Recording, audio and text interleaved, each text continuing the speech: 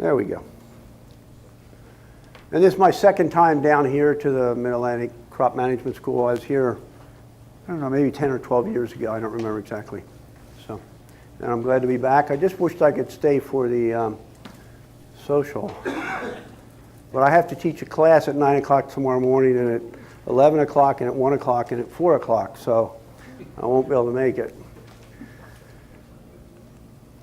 So I'm going to talk about nitrogen management, and this picture was from Peter Scarf. This is a field out in Missouri, I believe. You see they've got some problems here. A little yellow there. Aerial images are very useful if you take them at the right time. So I'll be talking about nitrogen management, nitrogen recommendations for corn, and I'll be showing some data that unfortunately shows pretty clearly that our current yield goal recommendation system, our computer model recommendation system if you use them, and the MRTN system that's used in the Corn Belt isn't very accurate. None of those are very accurate for an individual field basis. On average, they do pretty well, but averages are really dangerous, especially when you're investing money in them. So we'll talk about that. So three objectives describe how the current methods are not very accurate for individual fields.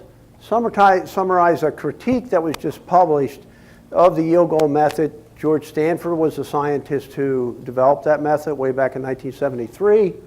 And then I'm going to provide a framework for going forward in the future. Some of it's very futuristic. It's not all my thought. Actually, it's other scientists' thoughts. It's just kind of a review article, so to speak. But I really think the future is what I'm going to talk about at the end. The two papers are a review article called The Strengths and Limitations, that's what I'll call it later, of nitrogen rate recommendations for corn and opportunities for improvement. There was 21 authors. I was the lead author. I was able to herd cats for 2 years, and we finally got it published.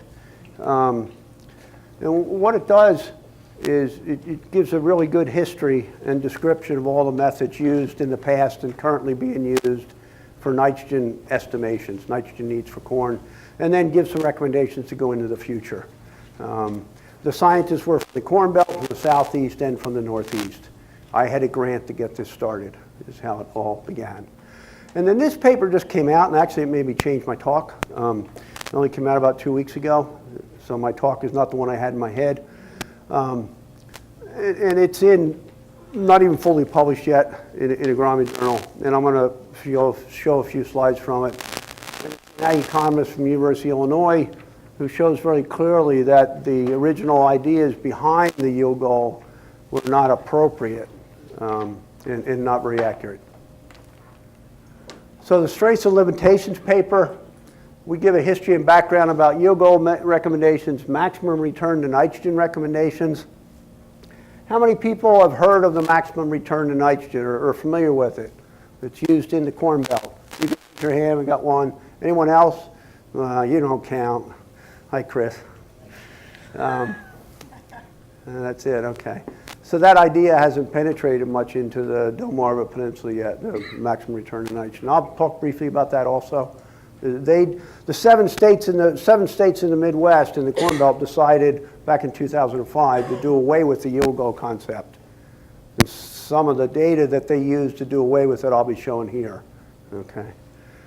And this paper recommends that adaptive management be used going forward. And that really means that you collect some objective evidence on an individual field basis and then use that going forward over time by keeping records field by field to manage your nitrogen better field by field. And it really has more of a 10-year time horizon for nitrogen. Because if you're not thinking in 10-year time horizon, you're probably never going to be able to manage nitrogen very well because you have to have some type of data. And the other thing that we did recommend in there was use of on-farm strip trials is one good way to collect the objective data, and you really should be creating some type of large database of farmer-managed trials like the Iowa Soybean Association has and other agencies have developed. And then you can use that for benchmarking.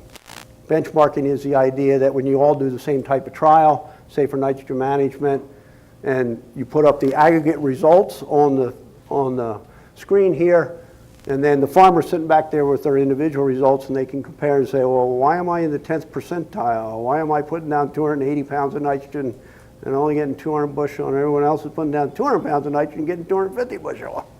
So it allows them then to have a discussion and to see where they are in the context of their peers. And it's a real powerful tool. So the Origins, Implications, and Consequences paper provides detailed critique of the analysis of yield goal, which is Stanford's original paper, which started this whole idea of yield goal. And then they recommend data-intensive nitrogen management in checkerboard trials. They're pretty adamant that's the only way to go. I also am pretty adamant we're going to have to get data. You're not going to be able to keep guessing. You're going to have to get more data sometime going into the future to make a better estimate of how much nitrogen you need on an individual cornfield. And I would argue even within subfields, that the fields vary so much across the field that you have to be able to spatially apply your nitrogen. But right now we don't know where to apply. Okay. So I have a piece of software in there that's conflicting with something on the computer. So we won't do this by polling. I normally do polls with a cell phone. I don't know if you've ever done that. They work real slick. When they work real slick. So I'm going to do it by the old method, hand raising, okay? So I have about 5 slides spread throughout here. I'm going to ask you some questions, and I appreciate if you just raise your hands when I ask it, okay? So what is the primary rate recommendation system that you are currently using for your customers? I'm assuming most of you are giving some type of advice to farmers, okay? So raise your hand if you're using the yield goal or some modification of it. All right, that's a fair number of people, most of the people, yeah. Pretty good, most people are using yield goal. My own laboratory at the University of Connecticut, because every recommendation that goes out has my name on it, I'm the director of the laboratory, we use yield goal. I'm not so happy about that, but that's what we're using. And nobody using the MRTN, evidently. Anybody using MRTN? No, since nobody heard about it, it's probably not.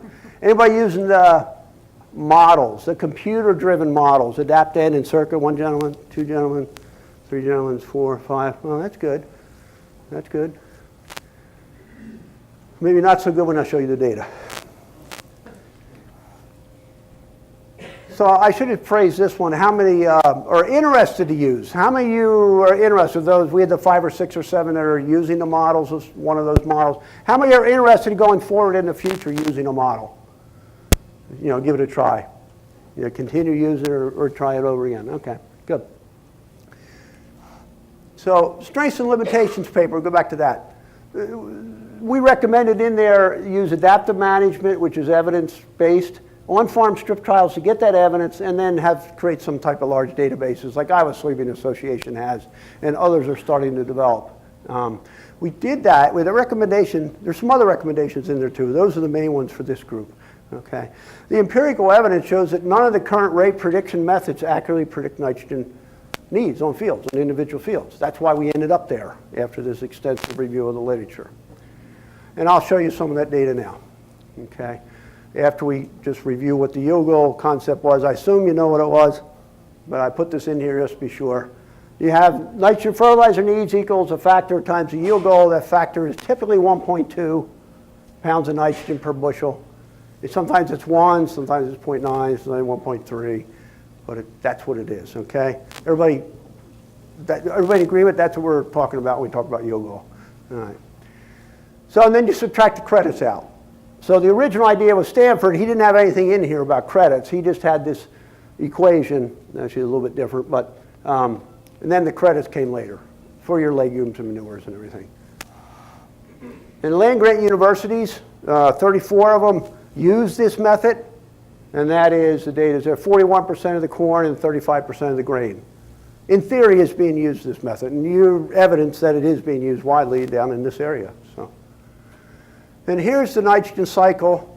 This is I thought this was really nice. One of our co-authors drew this up. This is not one that was gotten from a book or somewhere. He hand drew it. It's actually really good. It shows the field. What's going on in the field is obviously very complicated. It's driven by biology, and weather are driving this. We don't control the biology, we don't control the weather, and yet we're trying to predict how much nitrogen we need. So we're in a bad place to start with. okay, because we can't predict the weather. And the weather's going to drive the microbes, which are going to drive the mineralization. There's a little bit of physics involved, and then if we get a lot of rain, we're going to lose some of it, right, to leaching. And there's some other biology with denitrification. But in general, biology drives it. And we don't know how much is going to be mineralized because the biology is uncertain, okay, from the organic matter. That's one uncertainty. And then on the other side, we got the uncertainty. We don't know how much we're going to lose, both from that which was mineralized and that which we put out there by fertilizer or manure or whatever. So we got two big uncertainties there. And again, we're trying to make a prediction. And so you're always in a bad place. If you got huge uncertainties, you're trying to make a prediction. So. Now here is the real equation. This is the yield goal expanded equation from the text, from our paper. That was created by Doug Beagle, who spoke earlier, and most of you probably know. And if you really wanted to use the yield goal method, you would have to use this equation, and maybe you would get closer, but you're still going to have to look at the weather. You're going to have an estimate of the weather. Doug put that in every box because it affects every one of those boxes.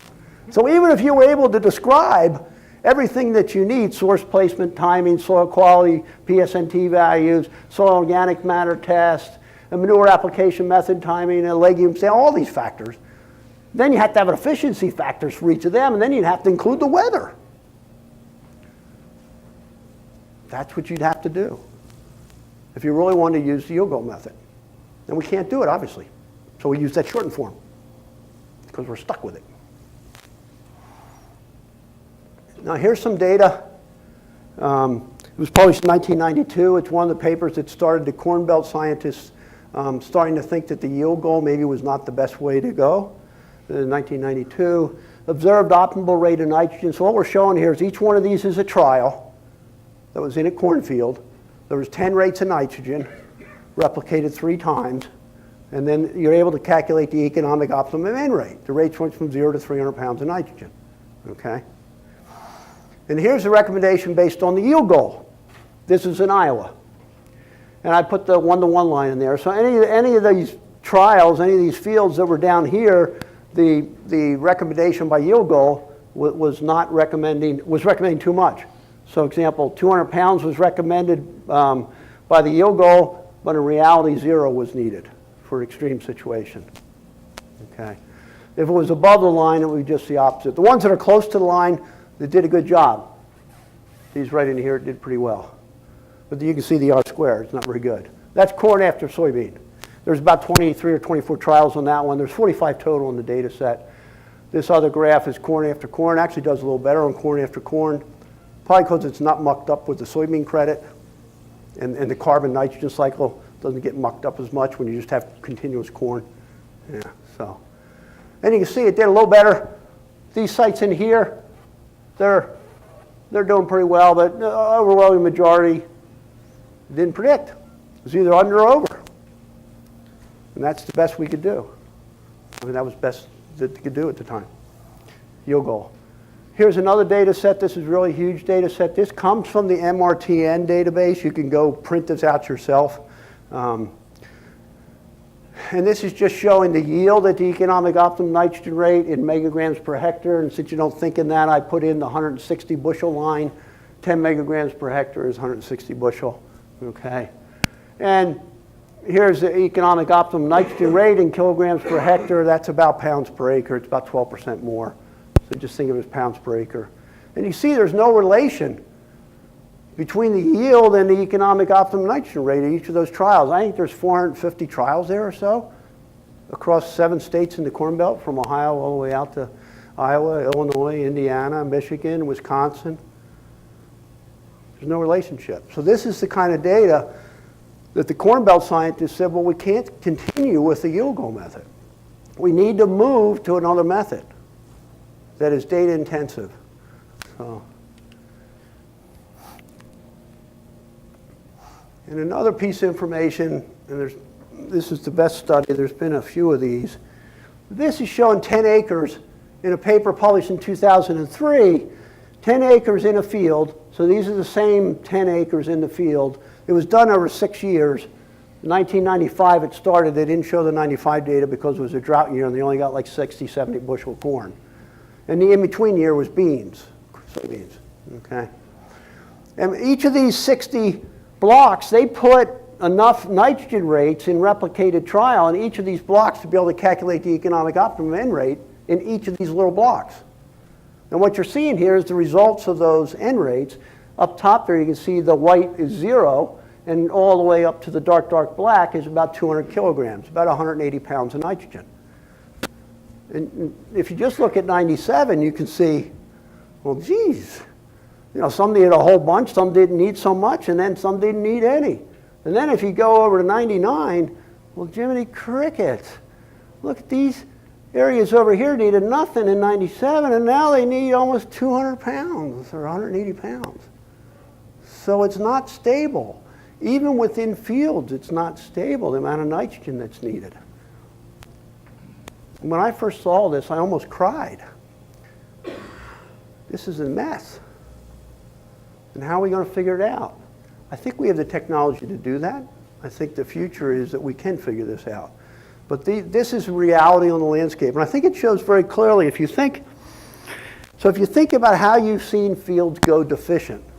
Nitrogen deficiency in cornfields, I've never seen it go that way. Maybe it happens. I've never seen a field go completely deficient. It always goes deficient in spots. You see it coming on ahead of time if it's early. But if it's towards the end of the season, you only have it in some little spots. And this 10-acre patch in this field shows that exactly.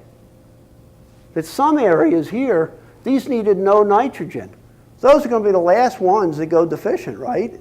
The ones that need a lot of nitrogen, they're going to go deficient first. And you have this checkerboard, patchy way that fields go deficient. Well, that exactly describes that. So when I saw that, I said, yeah, that's what I see in fields all the time. They did look at the number of sub-blocks. So each of those 60 blocks, the no response was 33 out of the 60, okay? And then in 99, 35 out of the 60, which is more than 50% of them. And only 60% of these were the same as in 97. So in 99, only 60% of them were the same. So they were moving around the areas that required no nitrogen, no response to nitrogen. So that even makes it more difficult. So these data and other are what really drove the Corn Belt scientists to say we have to give up on yield goal and we need to move to a different system, okay? And they developed it in 2005. You can see the 7 states. It now provides the land-grant recommendation for 59% of the corn acres. To be honest with you, when surveys are done, very few farmers pay attention to it. Very few farmer advisors actually use it. They're still using the yield goal. Most. I work out in the Corn Belt a lot. I work with consultants all the time. And they tell me we still use the yield goal, that MRTN is worthless. So. And this is based on yield nitrogen response trials in the 7 states. So they have their own data. The inputs by the user, you go to a website, so you can just, I forgot to put it on these slides, but it's easy to find. Just put in nitrogen calculator Iowa or just nitrogen calculator. It'll come up. There's a website. You can look at it and explore it. It's actually very user-friendly. So the user just has to put in rotation, corn, or corn beans, and then the price. And actually, the first selection I wrote, you got to choose your state or a region within state because these nitrogen response trials are in there by state or region. Some states have broken it into 2 or 3 regions. Like Wisconsin has a sandy area. They have responses there. Trials there are different than the other trials. Iowa was a whole state, but now they just separated the southern portions as a different database. So you have to choose that first. You get an output of nitrogen rate recommendation. You get these very informative graphs. They did a really good job with this. That's what I would go look at. I'd run a few scenarios. It only takes a few minutes and look at the output. It's real interesting. And I'm going to show one of those. Recommendation comes out as one rate based on the average net returns across all these trials that are in that database. And then they also give you a range because you're going to be flat. You know, once you get up to maximum yield, you're pretty flat on that response curve, so $1 doesn't make much, and actually makes a big difference in nitrogen. Typically a 20 or 30 pound spread. So they just said, well, within $1 of economic optimum. And here's one of the output that they have. I ran this. This is showing 188 trials that were for Iowa. I think this was for the northern 2/3 of Iowa. They have 188 of these trials. They might have more now. They add to it every year. And what they're showing here, this is their graph, percent of sites, okay, that are in the economic optimum range. So they do it in 25-pound increments, 0 to 25 pounds, 25 to 50, 50 to 75, all the way up to 175 to 200, okay. The recommendation for this was 137 pounds of N is what came out of the recommendation. That's what a farmer should apply on average, because that is the profit maximizing on average, okay. And the range, within $1 of the economic optimum, the range would be 126 to 148 pounds of nitrogen is what the range would be, okay. If you look at that range and you put it in that frequency graph, which I did, this here, this is the 125, the 126 to 148 range. That's about 23% of the sites that are going to be accurate. So 67% of the sites, if this represents all the fields in Iowa, 67% of the time you're going to be wrong. That's what that data shows. And that's the best they can do. And they base it on data. And they wanted to be open, so they provided these graphs so you could actually see here's what the data is, and here's the results of this data. And then you have 3 or 4 other graphs that they output that are informative you can look at. This is the one that gives you the most information. So if you're a farmer, how do you know if you're in this range? How do you know? Maybe you're here. Is your field here? Is your field here? Does it need 200 pounds of nitrogen? Or does it need 50 to 75 pounds of nitrogen? You don't know. And they can't help you. They don't have any way to direct you.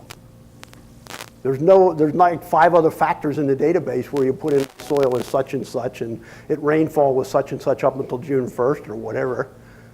They haven't been able to do that. So this is the best that we can do right now based on the data we currently have. Now, computer-generated nitrogen recommendations. There's 3 widely distributed ones: Yarra's, AdaptN, Climate's FieldView, and Corteva's Instructor, which used to be Pioneer, which used to be some other company, which used to be some other company. So anyway, that's it. I'm going to show some data, results of evaluations that have been done on these models, on 2 of the models.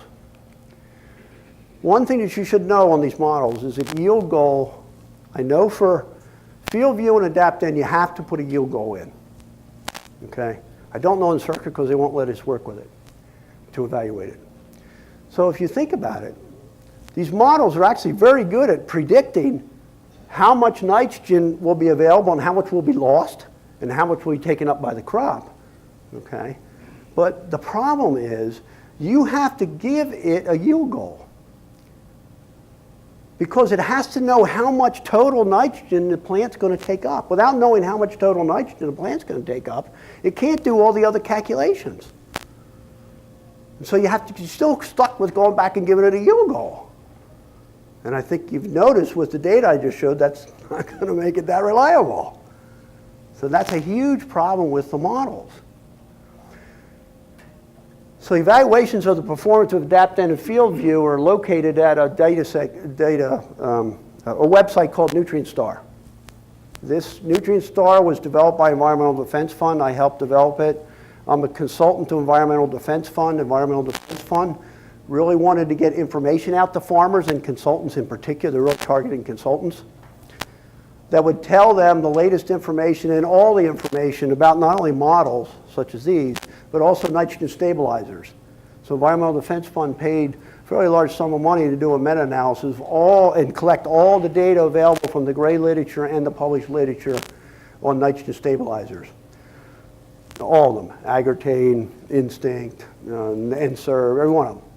They're on this website, and all the information's there. It's not real user-friendly right now, this website. In about a month or two, we're going to have all this data in a relational database. And you'll be able to go in there and click that I want to see AdaptN, or I want to see a urease inhibitor, Agrotane, or Agrotane Plus, okay? And you can put your location in, it'll tell you whether any trials were done there, it'll tell you any trials in the soil types, tell you all the management, and all be sorted. All that data is going to be there. So it'll be real useful. But right now, it's still a little static. So here's the AdaptN evaluations that are available. This is on the Nutrient Star website. I just pulled tables from there. That's what I mean by static. This is what you get. And what we're doing is we're comparing the farmer chosen rate. So this average return to nitrogen in dollars per acre is always compared to what the farmer applied. Okay, it's not the economic optimum, that's in there too, buried deeper, but it's according to what farmer applied. Okay, to see if it can do better than the farmer. And it's all in this data set, in this website, nutrientstar.org. So average return to nitrogen did pretty well actually on this data, on these 113 trials from 2011 to 2014 in Iowa and New York.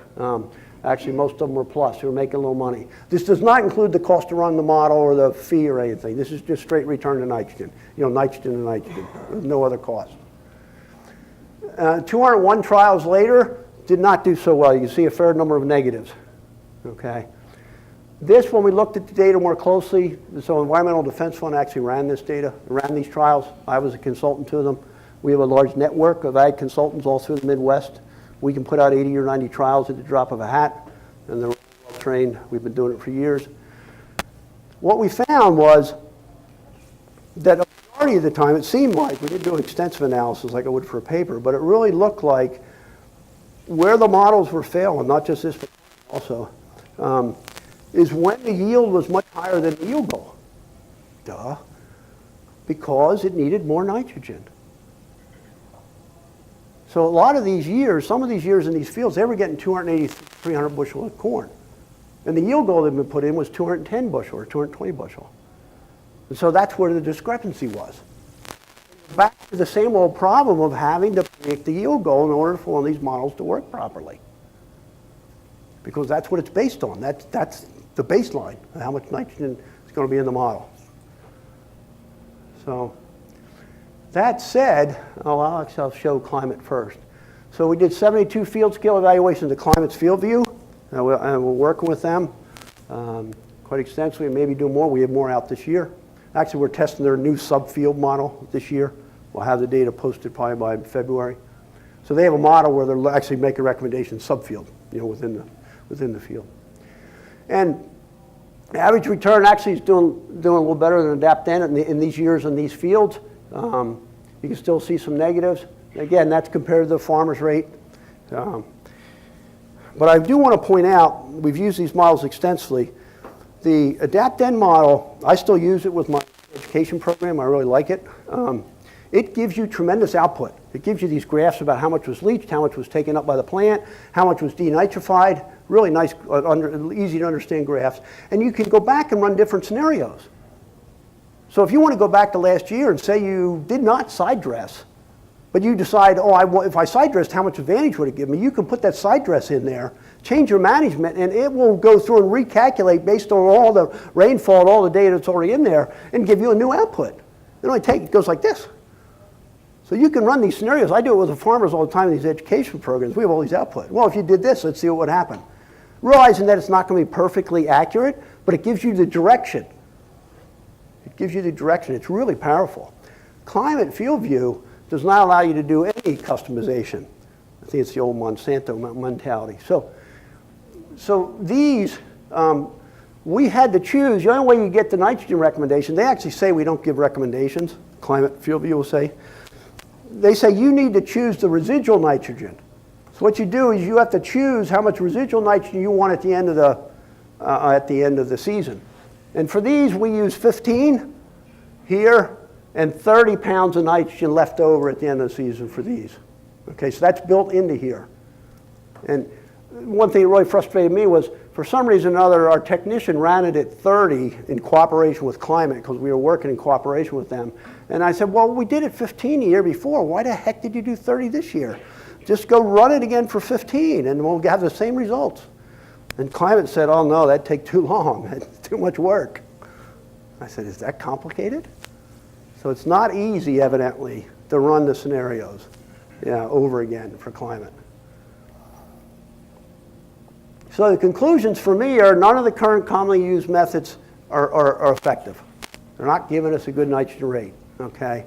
We need objective evidence, evidently, from cornfields. We're going to have to start building data by field. Need a process to collect that. That would be called adaptive management, is the term we've used for it. That's collecting objective evidence, keeping the evidence by field, and then going forward with a 10-year time horizon of improving it. And of course, that objective evidence, that's worthless all the information that the farmer already has about those fields.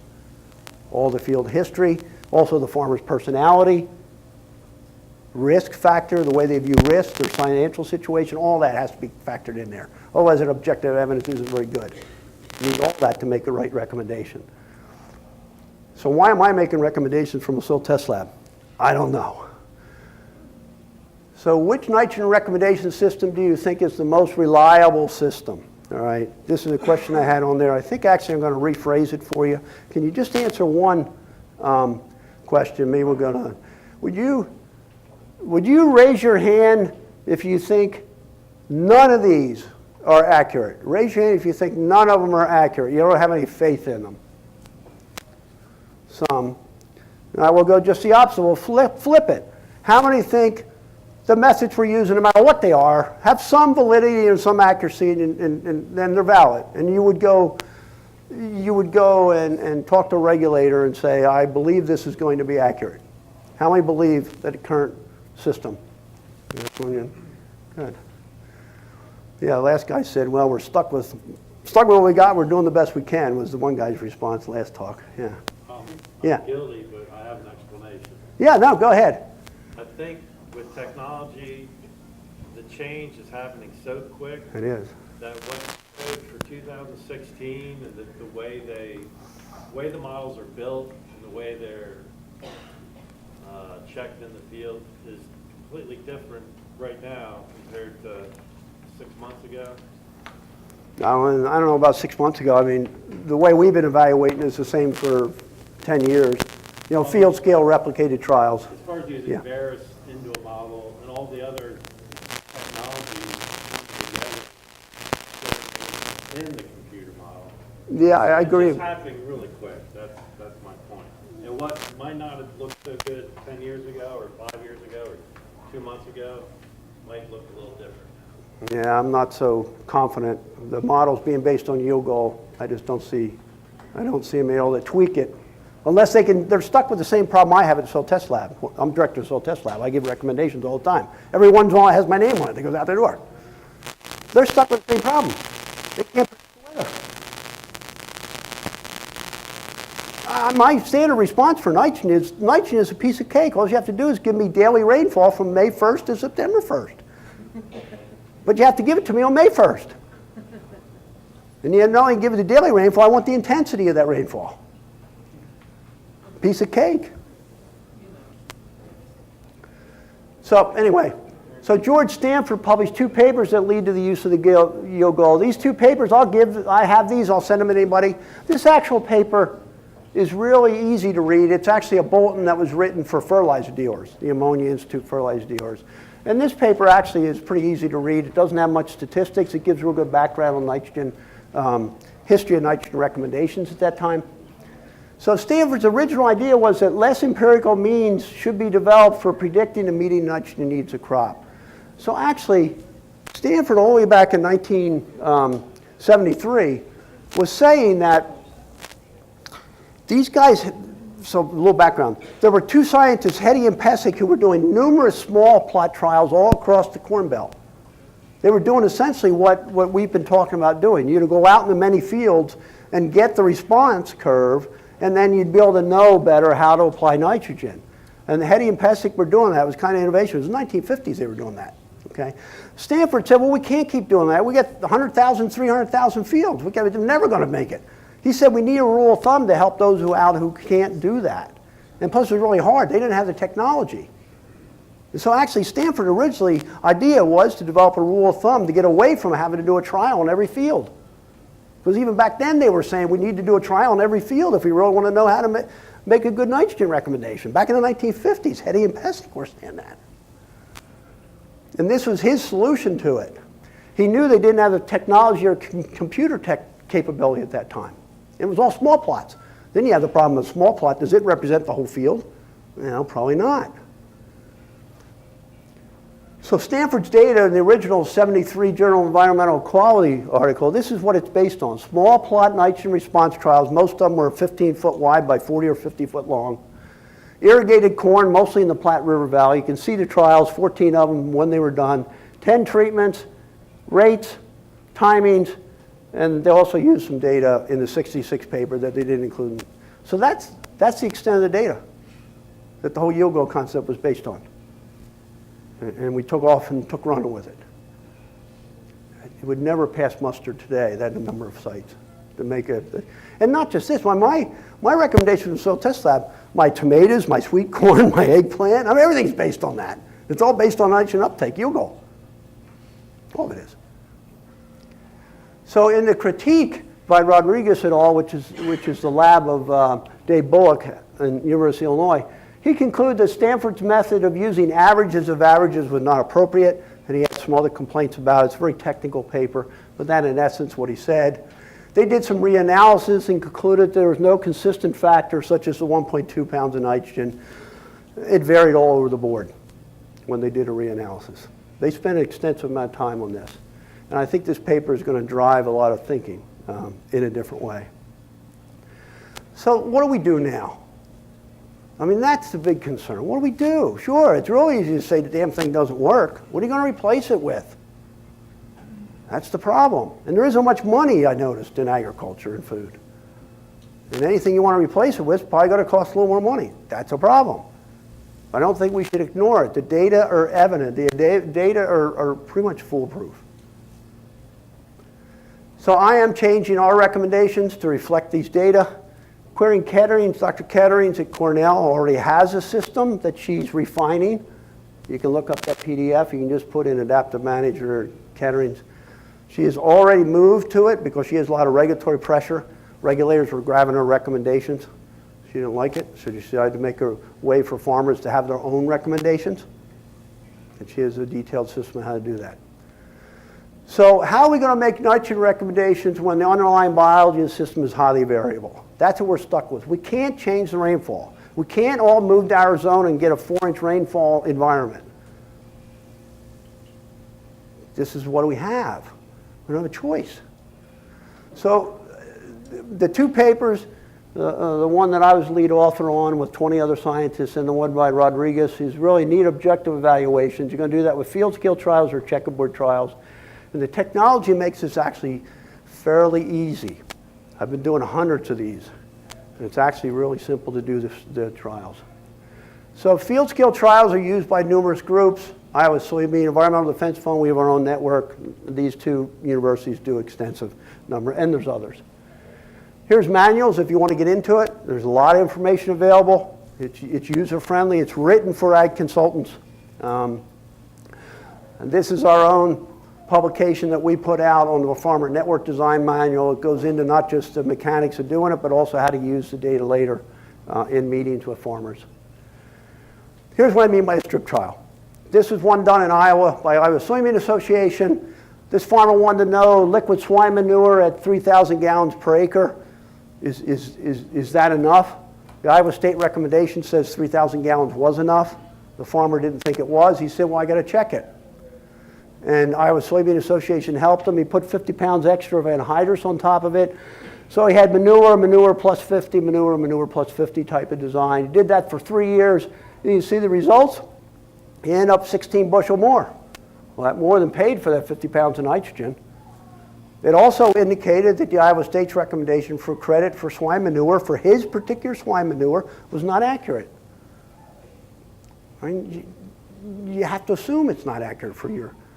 Anything that I put out, anything that Iowa State puts out, anything the University of Maryland puts out, they're averages.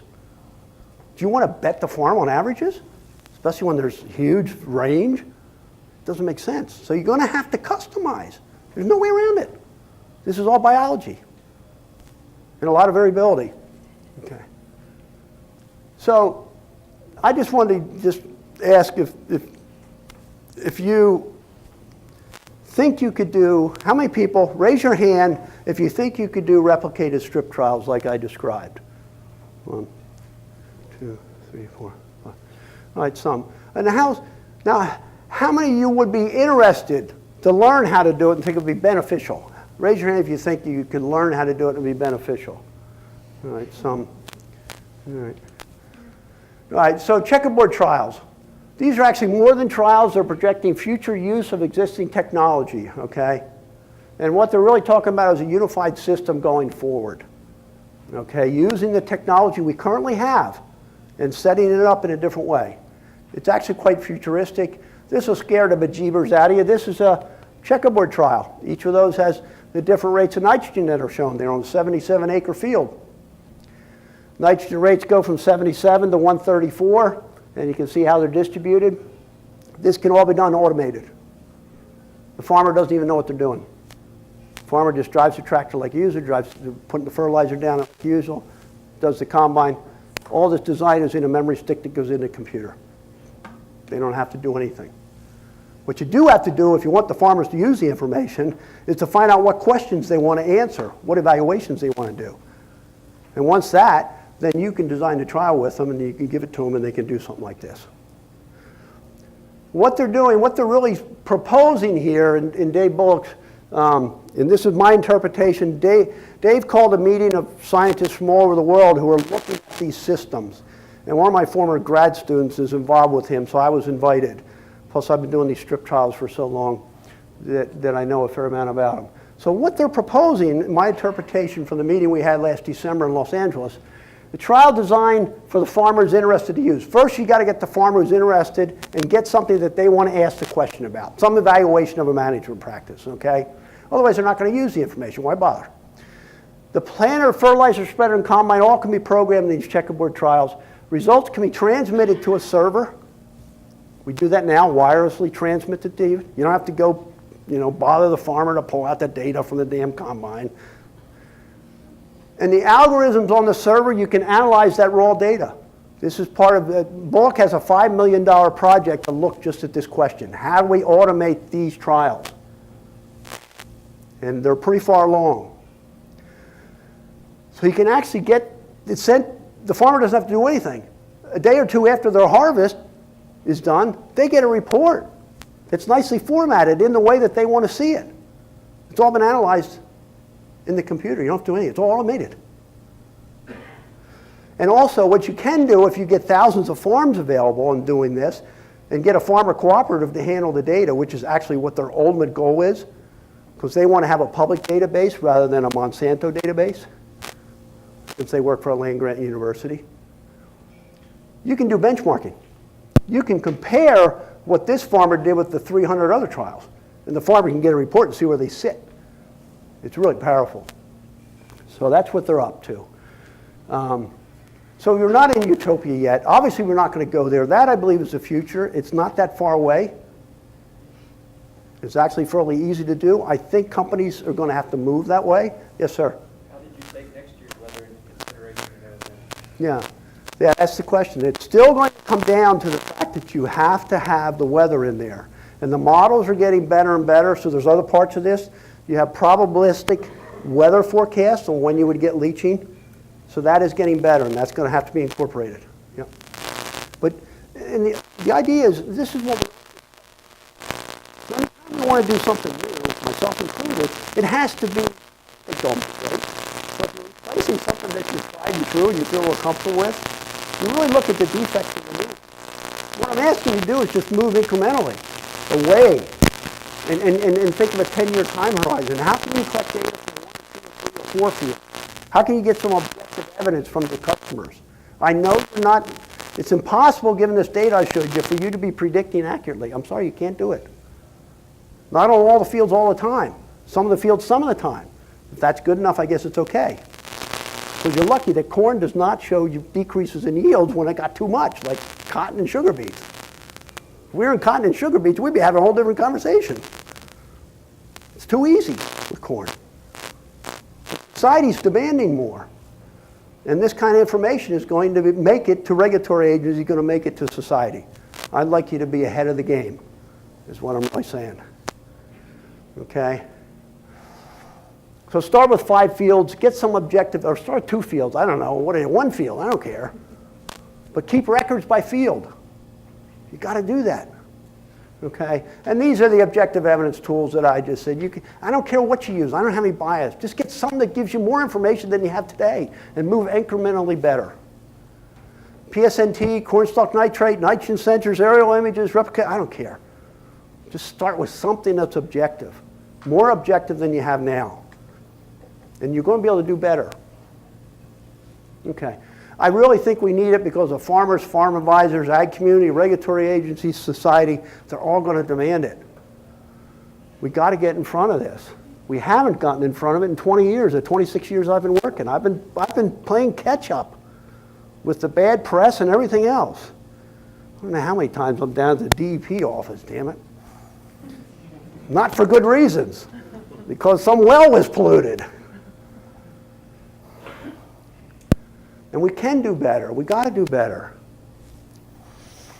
So that's all I have. Go forward and try to get some objective evidence. I really enjoy coming down here. I like talking to ag consultants. I hope I didn't upset you too much, but we got to do better. And I thanks a lot.